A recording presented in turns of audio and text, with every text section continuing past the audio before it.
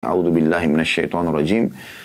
Ya ayyuhalladzina amanu taqullaha wa kunu ma'as shadiqin. Hai orang beriman, bertakwalah kepada Allah, patuhlah kepada Allah, dan untuk mencapai derajat takwa yang selalu patuh kepada Allah, selalu menikmati yang halal, mengerjakan perintah, meninggalkan larangan, maka Allah mengatakan wa kunu ma'as shadiqin. Caranya bersamalah selalu dengan orang-orang yang jujur. Orang yang jujur dalam keyakinannya, bukan orang munafik. Orang yang jujur dalam amalnya, bukan orang riya.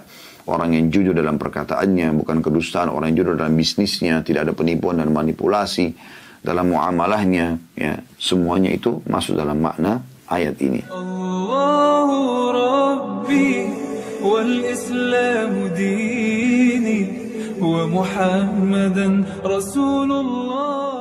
Pada kesempatan ini insya Allah kita akan masuk ke langkah yang ketiga. Menurut penulis ini, buku yang ditulis oleh Syekh Mahmud Al-Misri, yaitu jujur. Dan beliau mengangkat dua buah dalil di sini. Yang pertama adalah firman Allah SWT dalam surah At-Taubah surah nomor 9 ayat 119 yang berbunyi, A'udzu billahi minasyaitonir rajim. Ya ayyuhalladzina amanu taqullaha wa kunu ma'as shadiqin. Hai orang-orang beriman, bertakwalah kepada Allah, selalu patuh. Apa yang Allah perintahkan dari wajib dan sunnah dikerjakan. Kemudian apa yang Allah halalkan dinikmati, dan apa yang Allah larang, haram dan juga makruh dijauhi. Bertakwa kepada Allah, dan hendaklah kamu selalu bersama dengan orang-orang yang jujur atau orang yang benar. Artinya, selalu mengikuti langkah-langkah mereka, selalu berteman sama mereka, ya, sehingga kita bisa bersama-sama dengan mereka. Juga kemudian mengangkat sabda Nabi SAW. Tentu ini seperti biasa teman-teman sekalian, saya akan bacakan dulu dalil yang disampaikan oleh beliau, lalu kemudian kita panjang lebar menjelaskan insya Allah ya. Sabda Nabi SAW dalam hadis yang sahih, riwayat Bukhari dan Muslim, kata Nabi SAW, Alaikum bis-sidqi, fa inna as-sidqa yahdi ilal bir, wa inna al-birra yahdi ilal jannah, wa ma yazalu rajulu yasduqu, wa yataharra as-sidqa, hatta yuktaba inda Allah siddiqa. Jagalah kejujuran, karena kejujuran itu akan membawa kepada kebaikan, dan kebaikan akan membawa seseorang ke surga. Dan seseorang senantiasa bersikap jujur dan berusaha menjadikannya atau mendahulukan kejujuran hingga ia ditulis di sisi Allah sebagai orang yang jujur. Ini kurang lebih dua buah dalil yang diangkat oleh penulis. Dan insya Allah kita akan coba panjang lebar jelaskan tentang apa yang dimaksud, apa yang diinginkan oleh penulis ini. Tentu buku ini teman-teman sekalian ditulis oleh penulis untuk memberikan poin-poin atau garis besarnya. Namun kita akan menggunakan metode setiap kali membaca beberapa paragraf ataupun dalil yang disampaikan oleh Syekh Mahmud, maka kita akan lebih panjang lebar menjelaskan, sebagaimana kalau Anda sudah sering mengikuti ceramah kami akan menggunakan metode yang seperti ini. Kita akan mulai insya Allah bahasan kita ini dengan perkataan Ibnu Qayyim rahimahullah, seorang ulama yang masyhur tentunya, yang wafat tahun 751 Hijriah. Beliau mengatakan, as-sidq atau kejujuran, yaitu maqam atau kedudukan kaum yang paling agung. Artinya memang tidak akan dijangkau kecuali bagi orang yang punya jiwa yang bersih dan juga punya keberanian dan prinsip. Karena memang dia memiliki kedudukan yang sangat tinggi. Kebanyakan orang ditakut-takuti oleh syaitan untuk berkata jujur, sehingga akhirnya mereka lebih mendahulukan bohong, keselamatan sesaat, dan meninggalkan keselamatan abadi. Ya. Sehingga mereka pikir dengan berbohong sekarang maka akan aman. Padahal sebenarnya bohong itu pasti akan berakhir pada penyesalan. Sebagaimana kejujuran akan mendatangkan ketenangan. Ya. Dalam hadis Tirmidzi disebutkan masalah itu, kata Nabi SAW, as-sidqu tuma'nina. Jadi kejujuran akan membawa pada ketenangan. Kata beliau, sidq atau kejujuran itu adalah maqam atau kedudukan yang paling agung. Yang darinya lah, kalau orang sudah mulai jujur, bersumber kedudukan-kedudukan para salikin. Yang dimaksud dengan salikin adalah orang-orang yang menuju ke jalan Allah. Ya. Sekaligus sebagai jalan terlurus, terbaik, termulus, ya, dalam kehidupan, paling aman. Barang siapa yang tidak berjalan di atasnya, tidak membangun pondasi hidupnya di atas kejujuran, maka pasti dia akan binasa. Allah permalukan di dunia, Allah juga akan hukum di akhirat. Dengan jujur pula, akan dibedakan orang-orang munafik dengan orang-orang beriman. Ini kata-kata yang luar biasa ini. Ya. Karena memang ada hadis Nabi SAW menjelaskan kalau ciri orang munafik, kalau berkata dusta. Sementara dalam hadis yang sedang kita bahas ini, ciri orang beriman adalah jujur. Ya. Dan terlalu banyak dalil berhubungan dengan masalah itu. Jadi dengan ini dibedakan mana orang munafik, mana orang beriman. Orang beriman itu apa yang nampak di wajahnya, apa yang nampak secara zahir, itu yang ada dalam hatinya. Dia tidak pernah bermuka dua. Bukan dia berbicara A, tapi hatinya gerutu, memaksudkan dan meniatkan yang B. Ya. Kejujuran, kata Ibnu Qayyim rahimahullah, ibarat pedang Allah di muka bumi. Tidak ada sesuatu pun yang diletakkan di atasnya, melainkan akan terpotong olehnya. Dan tidaklah kejujuran menghadapi kebatilan, melainkan ia akan melawan dan mengalahkannya, serta tidaklah ia menyerang lawannya, melainkan ia akan menang. Barang siapa yang menyuarakannya, niscaya kalimatnya akan terdengar keras, mengalahkan suara musuh-musuhnya. Sampai sini teman-teman sekalian, Anda bisa lihat banyak contoh, diantaranya Nabi Yusuf alaihissalam. Pada saat diajak untuk berzina dengan majikannya, maka beliau menolak. Tidak mau sama sekali. Lalu apa yang terjadi? Majikannya akan memenjarakan dia kalau tidak melakukan. Anda bisa baca dalam surah Yusuf ya. Tentu awalnya perempuan ini tertarik dengan Nabi Yusuf alaihissalam, lalu sengaja mengajaknya ke dalam kamar. Karena Nabi Yusuf menganggap dari kecil dia bersama tinggal di rumah tersebut, dia tidak curiga. Terus tiba-tiba ditutup pintu, lalu Allah gambarkan wanita itu mengatakan, "Hai talak, aku serahkan diriku kepadamu, boleh nikmatin," gitu. Maka Nabi Yusuf AS menolak, mengingatkan kepada Allah subhanahu wa ta'ala, tidak boleh bertakwa kepada Allah. Tapi perempuan ini terus saja berusaha gitu. Dalam beberapa athar disebutkan bahwasanya ada patung dalam kamar perempuan tersebut yang dia anggap sesembahannya selain Allah, dia tutup dengan kain. Karena dia malu kalau ketahuan sama Tuhan itu tentang apa yang akan dia lakukan. Lalu Nabi Yusuf AS mengingatkan, apakah anda malu dengan patung yang tidak bisa berbicara, anda lupa kepada Allah sang pencipta yang melihat? Maka terus saja wanita tersebut mengejar Yusuf, dan Yusuf berusaha menghindarkan diri dari gangguan dan godaan wanita ini. Walaupun dia terkenal kecantikannya, terkenal dengan kekayaannya, dan anda tahu kalau ya wanita punya kedudukan biasanya bisa merawat diri, dan kenikmatan yang ada dari makanan yang sehat, minuman, tempat tinggal yang nyaman, membuat juga ya tubuh seseorang itu jauh lebih indah terlihat. Kemudian Yusuf AS melarikan diri sampai ke depan pintu, berusaha membuka pintu. Pas dibuka pintu, wanita tersebut sempat menarik baju Yusuf dan akhirnya robek alaihissalam. Baju Nabi Yusuf alaihissalam robek dari belakang. Begitu terbuka pintu, ditemukan ada suaminya si wanita ini. Subhanallah, dasarnya wanita-wanita fasikah seperti ini, wanita memang yang jauh dari agama, mereka sudah terbiasa dengan bohong. Tiba-tiba dia mengatakan kepada suaminya, apa hukumannya orang yang ingin mengganggu istrimu? Karena pasti suaminya akan curiga, kenapa bisa dia sama, walaupun ini anak angkatnya ya, yang tinggal di rumahnya, tapi kenapa dia curiga, kenapa kok tiba-tiba ada dalam kamar? Maka akhirnya dengan bijaksana si suami tadi coba memanggil hakim, menengahi permasalahan, dan Yusuf alaihissalam menyatakan atau diminta untuk memberikan pernyataan. Maka setelah masing-masing menceritakan, penengahnya mengatakan, kita lihat saja. Kalau baju Yusuf sobek dari depan, berarti wanita ini yang benar.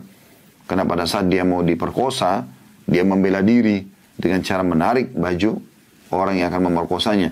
Tapi kalau baju Yusuf sobek dari belakang, berarti Yusuf yang benar. Dia yang dikejar-kejar sebagaimana ceritanya oleh wanita ini. Dan pada saat mereka melihat baju Yusuf ditemukan sobek dari belakang. Maka suami, orang ini juga bijaksana. Karena tidak ada perzinahan, maka dia mengatakan, ini sesungguhnya dari tipu daya kalian, hai wanita. Maka bertobatlah, gitu kan. Tapi, dia punya cara untuk meyakinkan suaminya. Intinya, tersebar berita pada saat itu di seluruh Mesir, kalau istrinya, tokoh masyarakat ini, gitu kan, atau raja ini, mengajak anak angkatnya sendiri untuk berzina. Karena dia sakit hati, dia pun mengumpulkan seluruh wanita-wanita di Mesir pada saat itu, kemudian dia suruh untuk datang di dalam satu aula yang besar, disiapkanlah pisau yang tajam dengan apel atau buah gitu.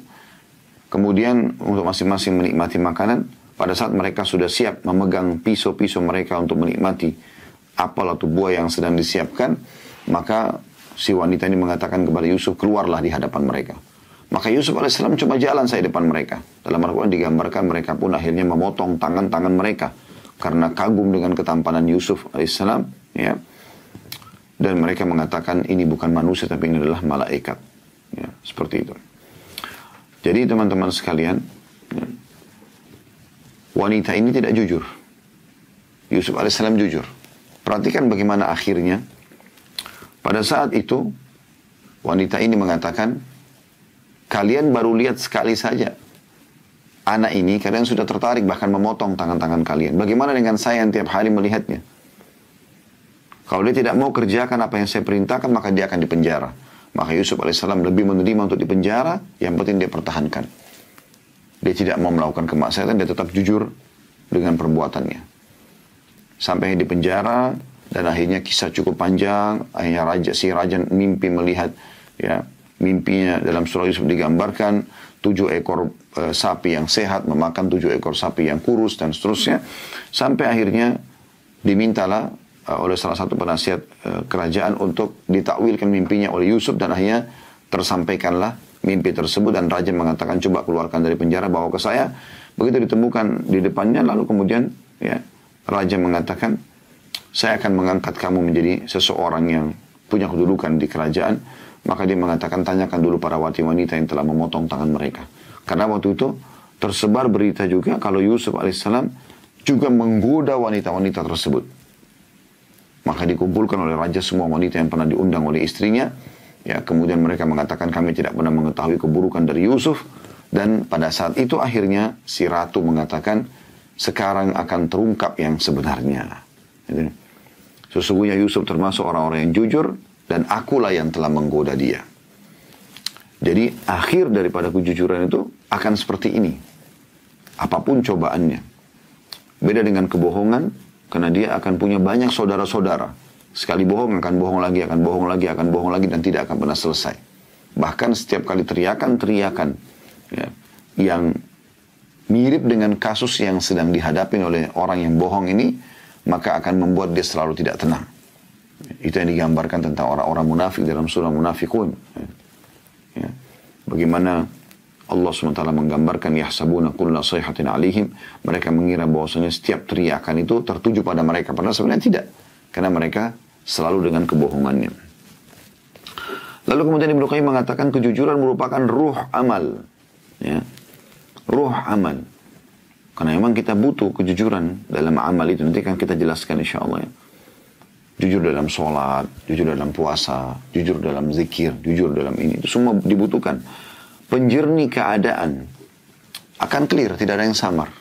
Karena dengan jujur itu, walaupun pahit, ya, penghilang rasa takut, nggak ada lagi was-was. Karena sudah sampaikan, orang terima, alhamdulillah, tidak terima ya sudah. Saya salah ya sudah, saya minta maaf, saya benar, alhamdulillah saya bertahan. Dan pintu masuk bagi orang-orang yang menghadap Rabb yang maha mulia. Maksudnya akan selamat menuju kepada Allah subhanahu wa ta'ala. Lalu kata beliau, kejujuran merupakan pondasi bangunan agama Islam dan tiang penyangga keyakinannya. Tingkatannya berada tepat di atas derajat kenabian dan yang merupakan derajat paling tinggi di alam semesta ini. Jadi kalau Anda pernah dengar kisah para nabi-nabi bagaimana mereka mulia, maka kejujuran atau orang-orang yang siddiqin datang langsung setelah para nabi-nabi. Bagaimana kisah para nabi-nabi dimuliakan dan banyak pengikut mereka, termasuk Nabi Muhammad SAW. Maka yang datang setelah para nabi-nabi tersebut adalah dari umat manusia ini orang-orang yang jujur. Dari tempat tinggal para nabi di surga mengalir mata air dan sungai-sungai menuju ke tempat tinggal orang-orang yang jujur. Sebagaimana dari hati para nabi ke hati mereka di dunia ini terdapat penghubung dan penolong. Ini kata Ibnu Qayyim rahimahullah berhubungan dengan masalah apa itu sidq atau kejujuran. Ini diambil dari Madarikus Salikin, jadi 2 halaman 279. Ya. Dan dari statement ini teman-teman sekalian ada hal yang sangat menarik untuk menjadi bahasan kita tentunya. Namun kita akan coba fokus kedua dalil yang disampaikan oleh penulis tentunya. Yang tadi ya, ayat Al-Quran yang surah At-Taubah, surah nomor 9 ayat 119, ya saya ulangi lagi. A'udzubillahi minasyaitonirrajim. Ya ayyuhalladzina amanu taqullaha wa kunu ma'as sadiqin. Hai orang beriman, bertakwalah kepada Allah, patuhlah kepada Allah, dan untuk mencapai derajat takwa yang selalu patuh kepada Allah, selalu menikmati yang halal, mengerjakan perintah, meninggalkan larangan, maka Allah mengatakan wa kunu ma'as sadiqin. Caranya bersamalah selalu dengan orang-orang yang jujur. Orang yang jujur dalam keyakinannya, bukan orang munafik. Orang yang jujur dalam amalnya, bukan orang riya. Orang yang jujur dalam perkataannya, bukan kedustaan. Orang yang jujur dalam bisnisnya, tidak ada penipuan dan manipulasi dalam muamalahnya. Ya, semuanya itu masuk dalam makna ayat ini. Dan Allah subhanahu wa ta'ala mengingatkan dalam banyak ayat yang lain, seperti misalnya surah Al-Ahzab. Allah memuji para laki-laki dan perempuan yang suka jujur. Surah nomor 33 ayat 35. Yaitu bunyinya a'udzubillahi minasyaitonir shadiqina was-shadiqat, dan laki-laki yang suka jujur dan juga perempuan yang suka jujur. Allah juga menjamin orang kalau jujur akan aman. Walaupun dia berat dibuat oleh syaitan, tapi dia akan aman. Sebagaimana Allah mengatakan dalam surah Muhammad, surah nomor 47 ayat 21, a'udzubillahi minasyaitonir rajim, falau sadaqullah lakana khairan lahum. Jika mereka benar dengan keimanannya kepada Allah, niscaya demikian itu akan lebih baik bagi mereka. Maksudnya keselamatan bagi mereka. Ya. Jadi ini maknanya dalam sekali. Gitu kan. Bagaimana ayat-ayat Al-Quran menjelaskan tentang masalah ini. Demikian juga dengan firman Allah SWT dalam surah Al-Ahzab, surah nomor 33 ayat 24. Ya. Allah Subhanahu wa ta'ala memastikan orang-orang yang jujur akan Allah berikan balasan yang baik di dunia dan di akhirat. Puncaknya di akhirat, tapi di dunia juga begitu. Dan Allah akan menyiksa orang-orang munafik justru karena kebohongan-kebohongan mereka. Kemunafikan. Munafik itu berarti kebohongan ya.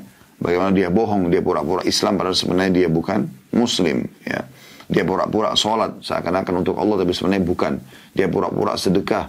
Ya. Yang penting untuk dipuji orang. Ini semuanya sifat orang munafik. Allah sebutkan dalam firman-Nya di surah Al-Ahzab ayat 24, a'udzubillahi minasyaitonir rajim, liyajziyallahu as-sadiqina bisidqihim wa yu'adzibal munafiqina in syaa'a wa yatuba 'alaihim innallaha kana ghafurur rahima. Allah memberi balasan kepada orang-orang yang jujur karena kejujuran mereka, dan menyiksa orang-orang munafik jika Dia kehendaki atau menerima tobat mereka. Sungguh Allah Maha Pengampun lagi Maha Penyayang. Ciri khasnya orang beriman, jujur. Ciri khasnya. Sehingga apapun yang dia bicara, orang tidak ada yang curiga. Karena dia yang sampaikan adalah benar. Dan kembali kepada hadis tadi yang sempat saya singgung, kata Nabi SAW, as-sidqu tuma'nina, dalam hadis riwayat Tirmidzi. Kejujuran adalah ketentraman jiwa. Pasti tentram. Awalnya aja, kita merasa berat. Setelah itu selesai. Karena kalaupun kita berbuat kesalahan dan kita jujur, maka di saat itu, selesai permasalahannya. Udah, kita sudah akuin, selesai. Allah juga akan mudahkan kita kalau kita ingin bertobat, diterima tobatnya. Dan juga orang yang di depan kita tidak perlu bolak-balik untuk menanyakan hal yang sama. Dibandingkan orang harus bohong, akhirnya dia ditanya lagi yang kedua kali dia harus bohong, yang ketiga kali, yang ke-100 kali akan terus terulang-ulang. Dan tidak akan pernah ada selesainya. Dan Allah sebutkan bagaimana Allah selamatkan orang-orang jujur di akhirat nanti dengan keselamatan yang luar biasa. Dalam surah Al-Ma'idah, surah nomor 5 ayat 119. A'udzubillahi minasyaitonir rajim. Qala Allahu hadza yawmu yanfa'u as-sadiqina sidquhum. Lahum jannatun tajri min tahtiha al-anharu khalidina fiha abada. Radhiyallahu anhum wa radu anhu. Dzadzikal fawzul 'adzim. Inilah hari yang benar, ya, orang-orang yang benar, orang yang jujur dengan keimanannya, dengan amal solihnya, muamalahnya dalam kehidupan selama di dunia. Pada hari ini orang-orang yang jujur memperoleh manfaat dari kebenaran atau kejujuran mereka. Mereka memperoleh surga yang mengalir di bawahnya sungai-sungai, dan mereka kekal di dalamnya selama-lamanya. Allah ridho kepada mereka dan mereka pun ridho kepadanya, dan itulah kemenangan yang besar. Allah subhanahu wa ta'ala juga menjadikan bahwasanya orang-orang yang jujur itu adalah orang-orang yang bertakwa. Artinya orang yang pasti patuh kepada Allah subhanahu wa ta'ala. Karena orang kalau tidak patuh pada Allah, maka dia akan buka pintu-pintu kebohongan. Seperti dalam surah Az-Zumar, surah nomor 39 ayat 33. A'udzu billahi minasyaitonir rajim, walladzi jaa'a bis-sidqi wa shaddaqa bihi ulaika humul muttaqun. Orang-orang yang membenarkan atau membawa orang-orang yang membawa kebenaran. Maksudnya Nabi Muhammad SAW, orang yang jujur dan semua yang mengikuti beliau, dan orang-orang yang membenarkan atau menjujurkan apa yang atau jujur dalam keyakinan mereka. Mereka itu adalah orang-orang yang bertakwa. Dan kita bisa lihat bagaimana Abu Bakar radhiyallahu anhu mendapatkan julukan Siddiq karena kejujuran beliau. Dan selalu jalan kemanapun orang jujur itu selalu tenang. Tidak ada sesuatu yang menjadi beban buat mereka. Dan ini apa yang disampaikan Nabi SAW tidak mungkin salah. Karena beliau as-sadiqul masduq, orang yang jujur dan juga dipastikan kejujurannya, gitu kan. Dalam hadis Tirmidzi tadi saya katakan, kata Nabi SAW, inna sidqa tuma'nina wal kadhiba riba. Kejujuran itu adalah ketentraman dan dusta itu keraguan-raguan, membuat orang jadi susah. Ya. Jujur itu dimulai dari perkataan, apapun yang kita ucapkan, kita sampaikan, sehingga memang betul-betul selalu saja di atas kebenaran. Ya. Ada juga jujur dalam niat. Ya. Pada saat kita ingin mengerjakan sesuatu, diniatkan jujur karena Allah subhanahu wa ta'ala, ingin mengejar pahala dari Allah. Ini juga diistilahkan dengan jujur oleh para ulama. Jujur dalam tekad. Ya. Misal contoh dia bilang, kalau Allah memberikan kepada saya harta, maka saya akan sedekah. Atau saya akan begini dan begitu. Dia bernazar, dia jujur. Pada saat Allah berikan, maka dia jalankan. Ini sesuai dengan hadis Nabi SAW, ya. Manusia 4 golongan. Yang pertama adalah orang yang Allah karuniahi ilmu dan harta. Kemudian dia menghabiskan keduanya di jalan Allah. Gitu. Ini orang yang terbaik. Jadi teman-teman selalu berdoa kepada Allah subhanahu wa ta'ala. Semoga Allah juga jadikan kita kelompok ini, yaitu orang yang Allah karuniai ilmu. Dia kaya sekali dengan ilmu agama dan dia mengamalkan itu dalam hidupnya, dan dia mengajarkan kepada orang lain, dan juga harta. Allah perkaya dia dengan harta, lalu dia sibuk menghabiskan di jalan Allah. Ini manusia yang terbaik. Karena dua-duanya ini, ilmu dan harta yang meninggikan derajat orang tentunya. Kemudian datang golongan kedua, ini saksi bahasan kita sebenarnya. Orang yang Allah karuniai ilmu tapi belum dikaruniai harta. Dia pandai dalam agama tapi tidak punya harta. Seperti banyak kita lihat ada ustadz-ustadz mungkin. Mereka faham dari mereka. Tapi mereka miskin. Mereka nggak bisa bersedekah. Apa kata Nabi SAW? Hanya saja golongan kedua ini mengatakan dengan jujurnya. Dia mengatakan kepada Allah, ya Allah, andai saja engkau memberikan kepadaku harta seperti si fulan. Seperti golongan pertama. Aku akan buat yang sama. Dengan kejujuran dia menyampaikan ini. Betul-betul dia dalam tekadnya. Kalau seandainya Allah berikan, saya akan lakukan. Maka kata Nabi SAW, fahumma fi ajri sawa. Maka mereka sama pahalanya.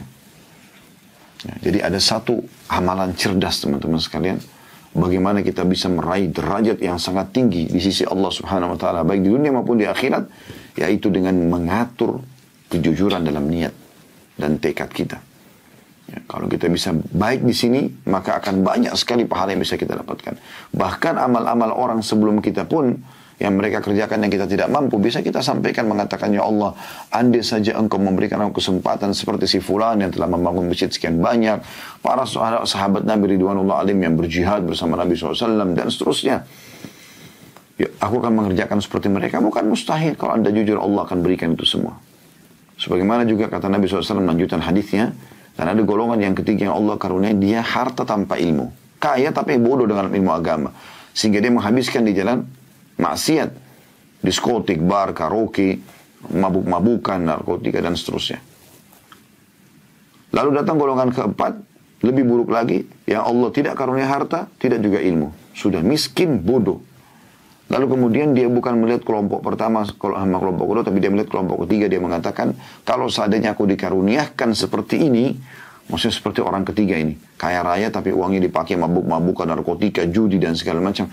Aku kan buat seperti dia. Maka kalau di sini dia jujur diri tapi jujur dalam kemaksiatan. Dia mau bertekad seperti itu. Maka fahuma fi wazri sawa. Fahuma fi wazri sawa. Maka mereka sama dosanya. Oleh karena itu harus betul-betul hati-hati dalam masalah-masalah seperti ini. Demikian juga yang jujur dalam amal ya. Dalam mengerjakan amal perbuatan kita ya, memang khusyuk dalam sholat karena Allah, jujur dalam masalah itu. Memang sedekah karena Allah, artinya ada orang lihat, tidak ada orang lihat, tetap kita kerjakan. Jujur juga ya dalam masalah amalan hati, tawakal kepada Allah. Intinya sebenarnya bukan riya ya. Jujur dalam keyakinannya, jujur dalam mencintai karena Allah. Ini biasanya bisa diketahui dari kondisi orang di saat dia lagi susah gitu. Ada orang subhanallah ya, mendekati kita di saat kita lagi lapang. Pada saat kita lagi susah maka mereka pada pergi semuanya. Maka ini bisa dinilai masalah kejujuran mereka dalam masalah ini. Ya. Itu kurang lebih gambaran tentang masalah ayat Al-Quran surah At-Taubah surah nomor 9 ayat 119 tadi. Kita coba masuk ke hadis Nabi SAW. Yang tadi sudah ditulis oleh penulis juga ya. Yaitu ya, contoh hadis ini ada lanjutannya ya. Saya akan bacakan lengkapnya hadisnya. An Abdullah bin Mas'ud radhiyallahu anhu, dari Abdullah bin Mas'ud radhiyallahu anhu, karena dalam buku kita cuma ditulis penggalan hadis ya. Saya akan bacakan lengkapnya. Qala, beliau berkata, qala Rasulullah sallallahu alaihi wasallam, Rasulullah SAW bersabda, "Alaikum bis-sidqi fa inna sidqa yahdi ila al-birr." وإن البر يهدي إلى الجنة وما يزال الرجل يصدق ويتحرى الصدق حتى يكتب عند الله صديقا وإياكم والكذب فإن الكذب يهدي إلى الفجور وإن الفجور يهدي إلى النار وما يزال الرجل يكذب ويتحرى الكذب حتى يكتب عند الله كذابا. Yang artinya dari Abdullah bin Mas'ud radhiyallahu anhu, beliau berkata bahwasanya Rasulullah sallallahu alaihi wasallam bersabda, hendaklah kalian selalu berlaku jujur. Selalu. Terus sudah kita rincikan dalam niatnya, dalam muamalahnya, ya, dalam keyakinannya. Karena kejujuran itu akan membawa pada kebaikan. Maksudnya kebaikan dunia, kebaikan akhirat. Orang akan nyaman berteman sama kita karena dia tahu kita jujur. Subhanallah, orang yang benci orang jujur hanya orang-orang pendusta. Pasti begitu. Dan orang jujur akan suka dengan orang jujur yang lainnya. Coba kalau kita masuk di satu kantor, kita tahu di situ orang semua jujur. Kita masuk misalnya di perbankan, di supermarket, kita beli apa harganya begitu, nilainya begitu, kita bayar begitu. Nggak ada manipulasi. Kita merasa tenang, tentram. Coba kalau kita masuk di sebuah tempat tidak jelas, ya, maka tidak ada kejujuran di dalamnya. Pasti juga tidak nyaman di situ. Ya. Maka kejujuran akan membawa pada kebaikan. Dan puncak daripada kebaikan adalah surga. Sebagaimana Nabi SAW menyebutkan, dan kebaikan akan mengantar seseorang ke dalam surga. Ini target utama teman-teman sekalian. Bukan dunia ini. Dunia ini sebentar.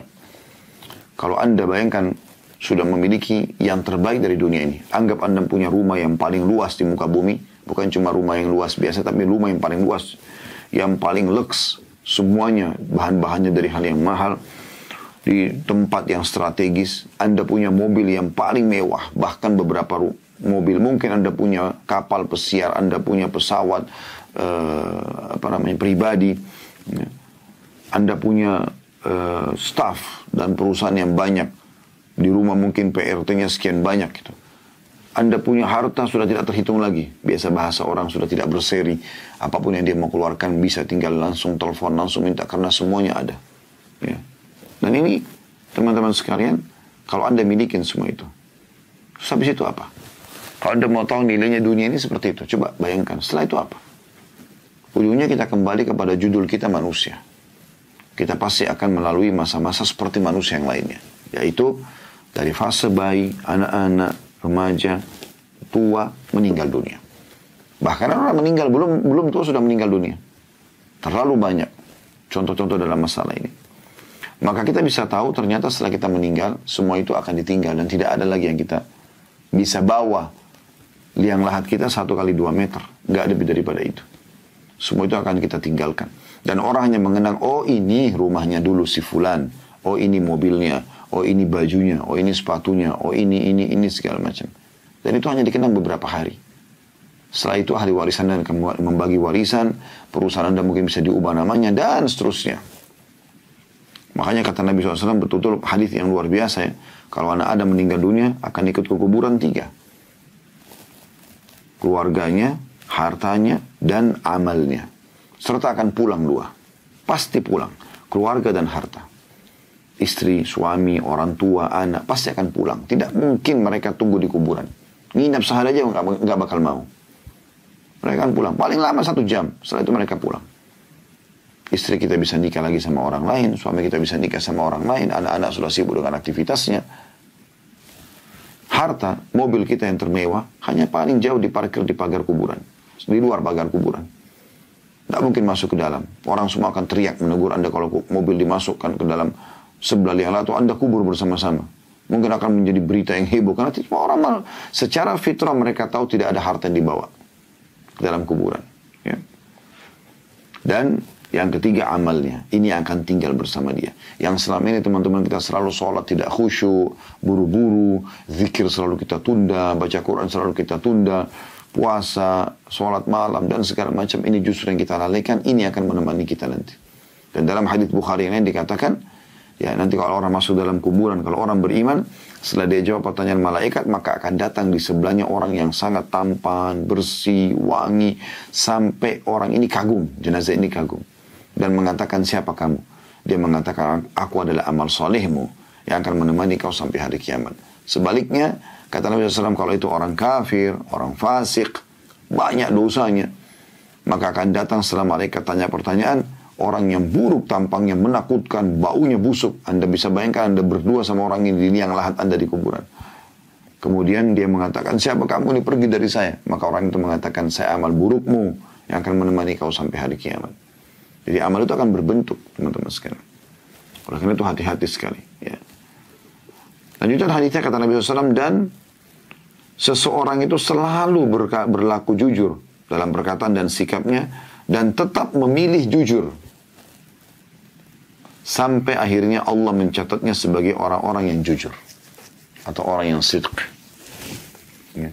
Jadi ternyata dari hadis, dari potong hadis ini bukan berarti hanya sekedar jujur sekali atau 2 kali, tapi jujur selamanya. Menjadi perangai, menjadi kebiasaan, menjadi akhlak.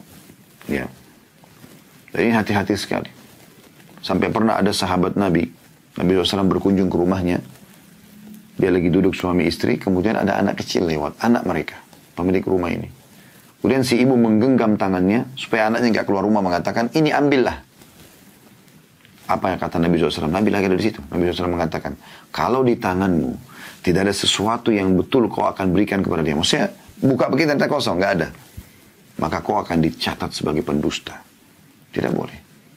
Sampai kata para ulama, kalau seandainya ada orang lapar saja ditanya, apa kau lapar? Dia mengatakan tidak. Hanya karena tidak enak, dia sudah berbohong.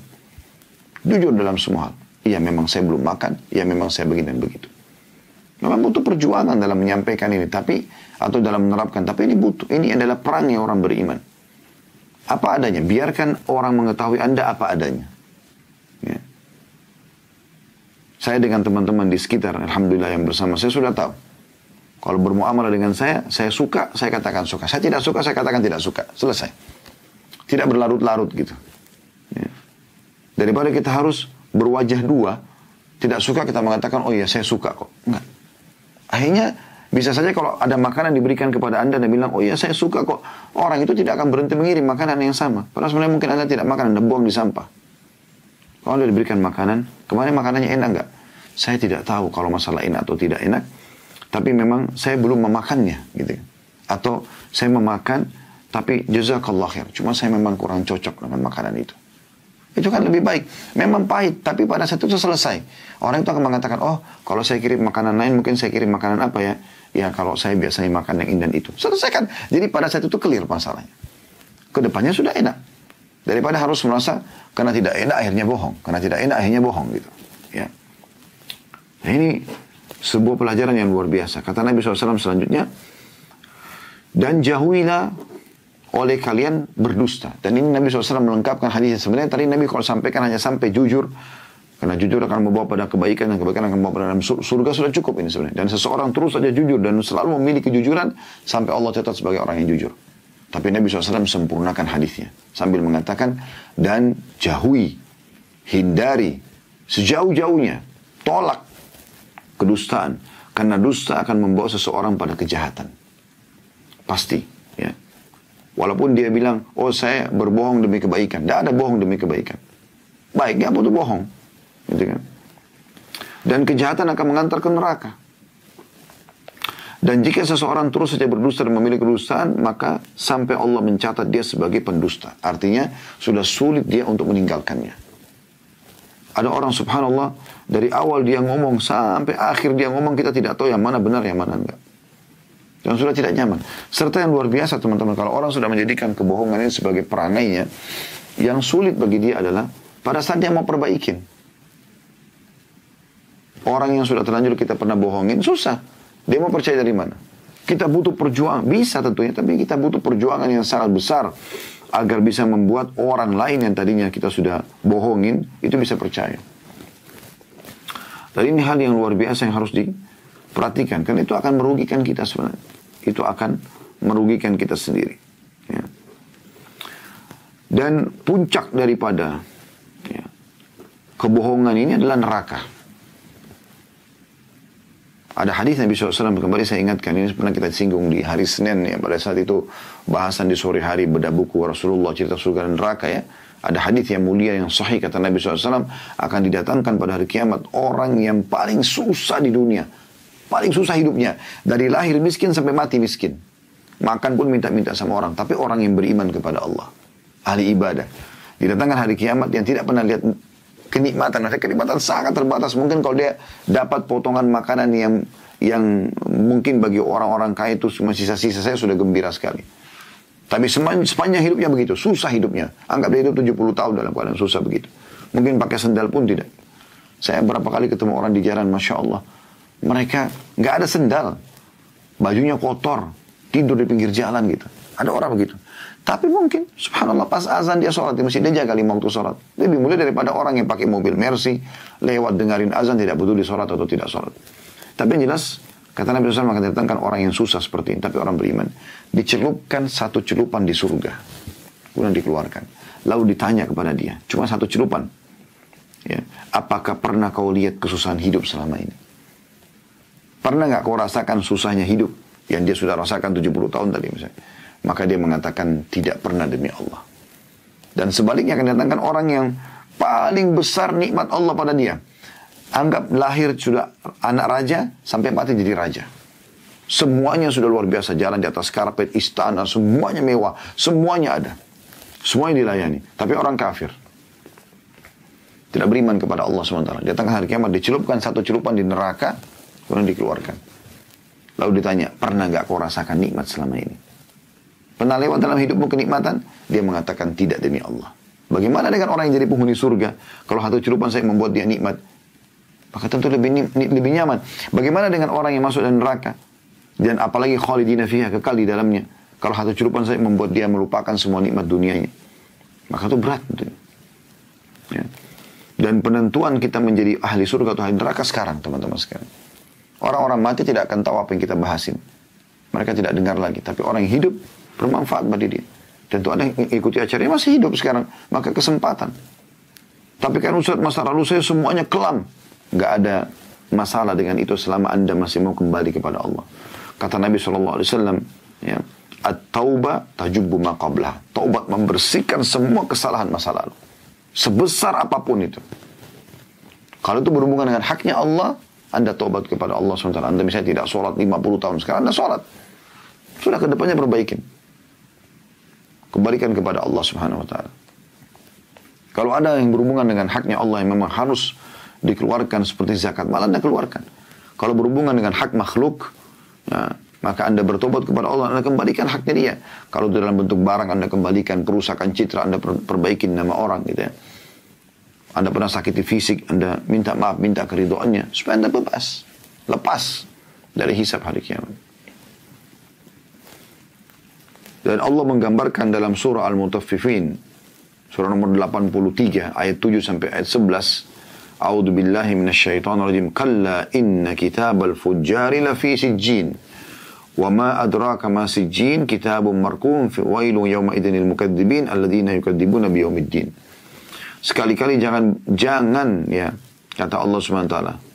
Jangan sampai terjerumus kepada kesalahan. Kenapa? Karena catatan orang-orang durhaka benar-benar tersimpan di sijjin. Sijjin itu adalah buku khusus dicatat, naudzubillah, ahli neraka. Ada daftar nama mereka. Mereka akan masuk neraka. Hapuskan namanya dari situ. Mohon kepada Allah SWT. Dan ini kita sedang membahas 80 langkah selamat dari neraka. Dan tahukah kalian apa itu sijjin, kata Allah? Kitab yang berisikan catatan amal-amal orang yang melanggar. Celakalah mereka pada hari itu, yaitu bagi mereka yang mendustakan atau suka berdusta, dan orang-orang yang mendustakan hari pembalasan. Dan ini hal yang harus diperhatikan baik-baik, ya. Tidak boleh kita sembarangan dalam menganggap remeh masalah-masalah seperti ini. Teman-teman sekalian, berlaku jujur awalnya sulit, tapi akan mendatangkan ketentraman. Berlaku bohong, awalnya mudah tapi akan mendatangkan penyesalan. Itu kaidahnya, sederhananya begitu. Jadi kalau ada dorongan untuk melakukan perkataan jujur dan berat, itu awalnya saja. Tapi pastikan sabda Nabi SAW, as-sidqu tuma'ninah. Kejujuran akan bawa pada ketentraman. Pasti karena clear pada saat itu. Nggak akan berlarut-larut. Ya.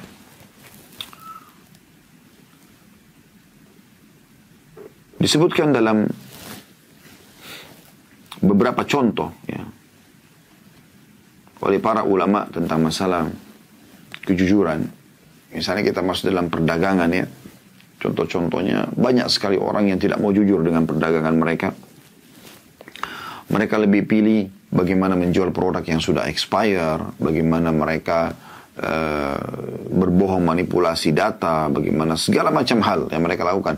Bagi mereka yang penting sekarang saya dapat keuntungan ini. Dia tidak berpikir harta-harta haram itu bisa menjadi masalah buat dia. Bisa mendatangkan penyakit buat dia. Bahkan bisa dia pakai menikah kemudian punya anak. Allah lahirkan dari sperma dia anak yang akan membunuh dia. Berapa banyak anak-anak yang membunuh orang tuanya karena mengejar warisan. Karena mengejar jabatan. Yang ingin jadi raja pengganti ayahnya. Jujur teman-teman sekalian. Karena yang kita kejar adalah berkah dalam transaksi jual beli. Perhatikan sabda Nabi SAW. Ya. Yang mengingatkan kepada kita bagi para pedagang. Ya. Ini kita kasih contoh masuk para pedagang. Jujur. Kalau kita jujur, kita akan bersama dengan orang-orang yang mulia nanti di hari kiamat. Tapi kapan kita bohong dalam perdagangan tersebut, maka kita akan celaka. Nabi SAW mengatakan, Inna tujjar yub'athuna yawmal qiyamati fujjaran illa man ittaqa wa barra wa sadaq. Sesungguhnya para pedagang akan dibangkitkan pada hari kiamat sebagai orang-orang yang fajir. Mayoritasnya jahat. Mereka manipulasi data dan segala macam. Kecuali pedagang yang bertakwa pada Allah, berbuat baik dan berlaku jujur. Ya. Itu baru bisa selamat. Ya. Dan Allah datangkan keberkahan. Yang penting itu. Sabda Nabi SAW yang lain, Al-bayyi'ani bil khiyari malam yatafarraqa. Dua orang yang transaksi masih punya khiyar, hak khiyar. Maksudnya memilih lanjutkan transaksi atau tidak gitu. Malam yatafarraqa, selama mereka belum berpisah. Ya. Au qala hatta yatafarraqa. Atau kata Nabi SAW sampai mereka berpisah. Fa in sadaqa wa bayyana burika lahuma fi bai'ihima. Kalau keduanya jujur dan saling transparan, terus terang, maka keduanya akan memperoleh keberkahan dalam transaksi itu. Biar kita jual mobil bekas, motor bekas, kalau kita jujur, ya, maka Allah SWT akan berkahi. Maksudnya kita pembeli itu akan mendapatkan keberkahan dari produk dia walaupun produk bekas. Penjual akan mendapatkan keberkahan dari hartanya. Makna keberkahan itu selalu cukup ya. Anda pernah nggak mendapatkan uang tidak banyak jumlahnya, tapi sudah dipakai tidak habis-habis juga gitu. Itu keberkahan. Pernah nggak Anda rasakan punya uang banyak, tapi kok nggak ada ya? Kemana uang kemarin? Kan sekian miliar habis. Itu karena tidak ada keberkahannya. Itu makna keberkahan di sini. Jadi transparansi dan kejujuran dalam transaksi itu akan membuat ya keberkahan di situ. Berapa banyak orang manipulasi. Ya, saya berapa kali dapatkan, ada beberapa ikhwah kita di kantor kami di toko, melihatkan Ustaz, setelah dicek gudang, habis stok opnam, ada produk expire, ini expire. Tapi produk ini secara umum masih bisa dipakai, karena memang dilihat dalamnya kualitasnya masih bisa. Saya katakan tidak. Ini sudah expire, musnahkan. Jangan dibuang begitu saja, dimusnahkan. Tapi sayang Ustaz, ini kan masih bagus, nggak bisa. Udah, itu kesalahan kita bertobat kepada Allah SWT karena keliru dalam masalah ini, ya, dan sudah dibuang, tapi dimusnahkan. Tidak boleh. Ini dicontohkan oleh ya, Ibnu Sirin rahimahullah. Bagaimana beliau pernah beli madu, di dalam madu, di atas madu, karena dia lupa tutup kendi madu tersebut, ada tikus yang mati. Kemudian besok paginya dia suruh pegawainya angkat, lalu gentong yang sangat besar itu dibawa ke sungai di belakang pasar, lalu ditumpah semuanya.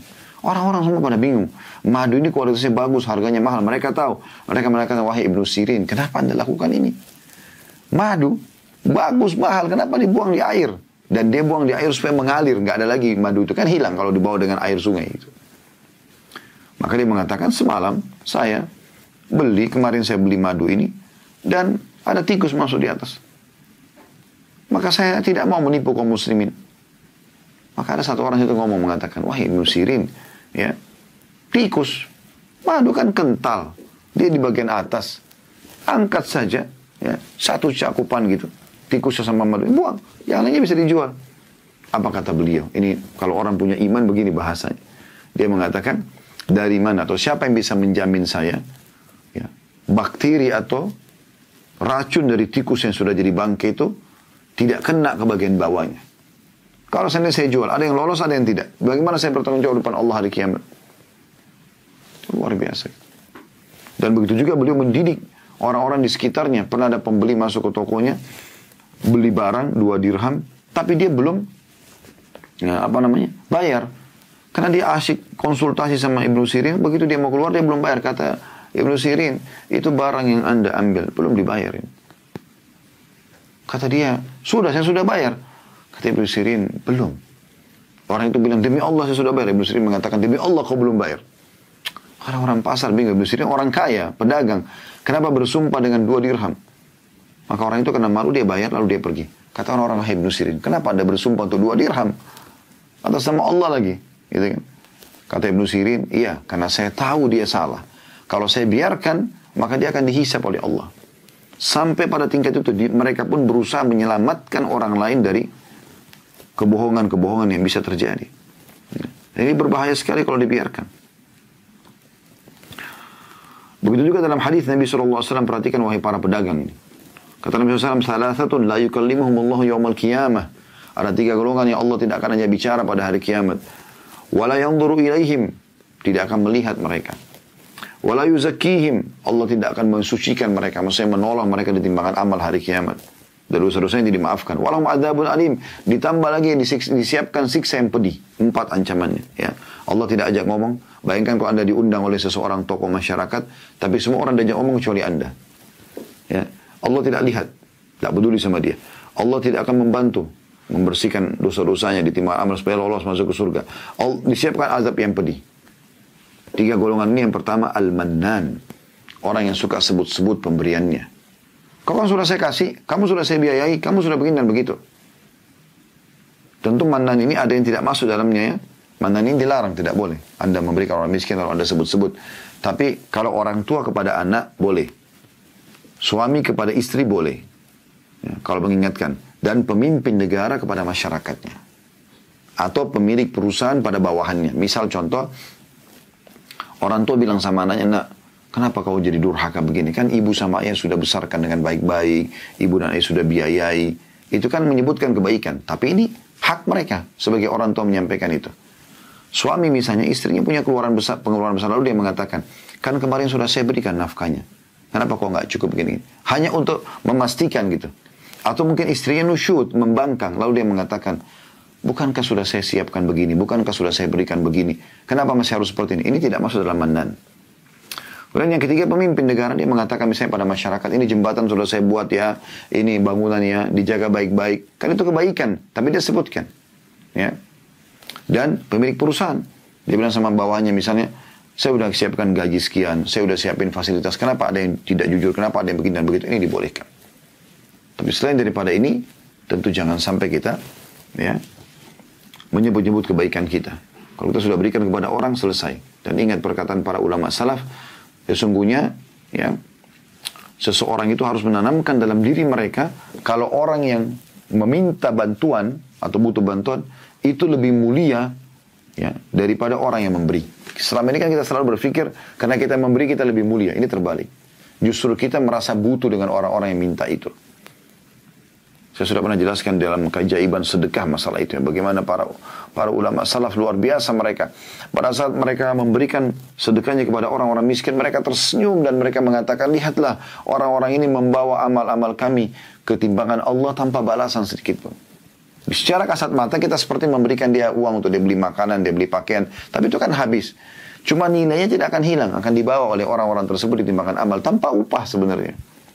Jadi mereka menganggap bahwasanya mereka lebih butuh daripada orang yang meminta. Jadi ini kalau tertanam dalam jiwa kita, setiap kali kita tidak temukan ada orang yang minta-minta, kita akan keluar untuk mencari mereka. Ya, seperti itu. Yang kedua, al-musbilu izarahu. Ya, orang yang mengisbalkan pakaiannya. Laki-laki ya, di bawah mata kaki. Ini ada larangan juga. Kemudian yang ketiga, wal munfiqu sil'atu bil halafi kadhib. Ini saksi bahasan kita. Dan pedagang yang sengaja menjual barangnya dengan sumpah dusta. 100.000 misalnya dia tawarkan orang. Terus orang tawar 80.000 aja. Oh, modalnya aja belum sampai. Demi Allah belum sampai modalnya. Padahal mungkin modalnya cuma 50.000. Tidak usah sumpah. Tidak usah berbohong gitu kan. Saya bisa jual begini. Kalau Anda mau silakan. Kalau Anda tidak mau silakan. Tidak usah khawatir dengan kerugian. Begitu juga dengan hadis Nabi SAW. Beliau pernah melewati sebuah pasar ya. Pedagang gitu. Anna Rasulullah SAW marra ala subrati ta'amin. Ya. Nabi SAW melewati setumpuk makanan yang dijual. Fa'adkhala yadahu fiha. Fanalat asabi'ahu balala. Maka Nabi SAW memasukkan telapak tangan beliau ke makanan tersebut. Dan beliau menyentuh. Ternyata makanan itu basah. Kayak gandum biasanya kering ya. Tapi basah ini. Lalu kemudian beliau mengatakan kepada pemilik pedagang itu. Atau pemilik barang itu. Ma hada ya sahibat ta'am. Apa ini yang kau jual nih?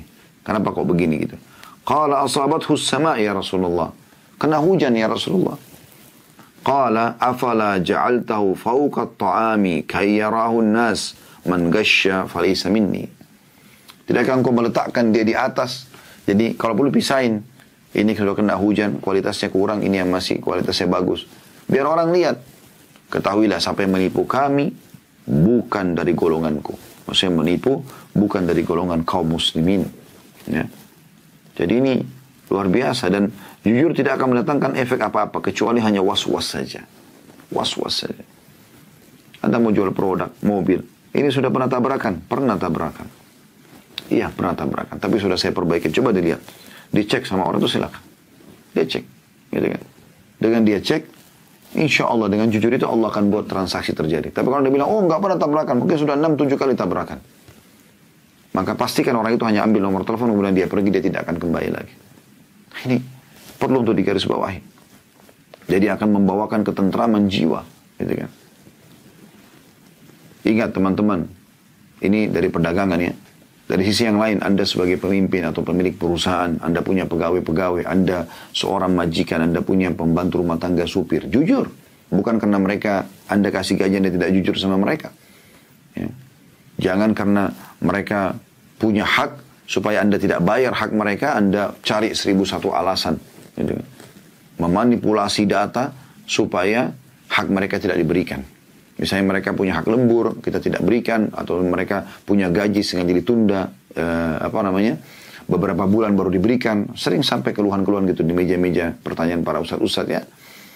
Bagaimana mereka kadang-kadang 6 bulan baru dikasih gaji, ada yang dikasih 1 tahun baru dikasih gaji gitu kan. Kezaliman, padahal mereka butuh. Dan kadang-kadang itu ya dipakai. Dan ini tidak masuk akal. Atau mungkin ada hak yang sudah disepakati di perusahaan, kemudian Anda tidak sengaja tidak keluarkan dengan alasan syarat ini, syarat itu, hati-hati. Anda yang sedang mempromosikan produk-produk, apa yang Anda taruh di foto, itu juga harus sama. Jangan di foto gambarnya besar, keluarnya kecil produknya. Beberapa kali kita masuk ke restoran seperti itu, gambarnya besar. Begitu keluar, produknya kecil, gitu kan. Harus dibahasakan. Ya. Jadi, ini harus dengan kejujuran. Kalau enggak akan ada keberkahan. Ya. Dalam bermuamalah dengan teman, dengan tetangga, kita harus jujur. Apa adanya. Ada hadis Nabi SAW yang mengatakan, dari hadis Ummu Salamah radhiyallahu anha, kalau bohong itu ada dibolehkan di 3 hal. Tapi ini jangan terlalu dibuka pintunya luas gitu. Yang pertama adalah dalam peperangan. Misal contoh, ada seseorang ditangkap, ditawan oleh musuh dari kaum muslim, lalu ditanya berapa jumlah pasukan Islam. Sebenarnya jumlah Islam sedikit, lalu dia mengatakan banyak sekali. Boleh saja, ya, untuk menakut-nakuti musuh Allah SWT gitu. Yang kedua, memperbaiki hubungan antara 2 orang yang sedang rusak. Misalnya si A sama si B bertengkar, si A lebih tua, si B lebih muda gitu. Ribut, kemudian dia mengatakan kepada si A, sebenarnya si B itu merasa bersalah, cuman dia malu untuk memulainya. Apakah Anda bisa memulainya? Dia juga bilang sama si B begitu. Si A itu kena lebih tua, tidak mungkin dia memulai, mungkin Anda yang memulainya, menegurnya dan segala. Mungkin mereka tidak mengucapkan, tapi kita perbaikin keadaan. Tapi ini juga ada batasannya ya. Bukan loss begitu saja berdusta. Dan yang ketiga adalah antara suami istri dalam masalah pujian-pujian. Ya. Pujian, memujinya itu adalah sesuatu yang dibolehkan. Bahkan ini akan makin memperindah cinta. Mungkin suami mengatakan pada istrinya, saya belum pernah menemukan wanita secantik kamu, sebaik kamu. Mungkin banyak yang lain, tapi dia ucapkan itu.